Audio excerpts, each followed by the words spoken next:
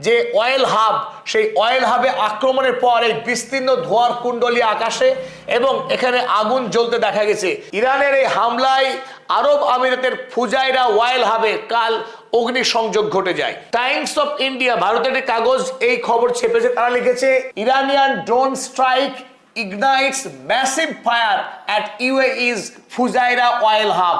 Fujairah তেল কেন্দ্রে ব্যাপক অগ্নিকাণ্ড সৃষ্টি হয়েছিল ইরানের ড্রোন হামলার ফলে।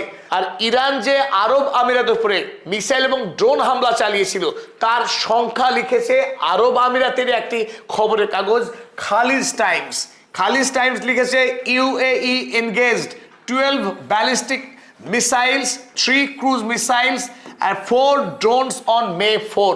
4 মে ইরান আরব আমিরাতের উপরে যে মিসাইল এবং ড্রোন হামলা চালিয়েছে তার সংখ্যাটা ব্যক্ত করেছে এই খালিজ টাইমস। যে কথা আপনাদের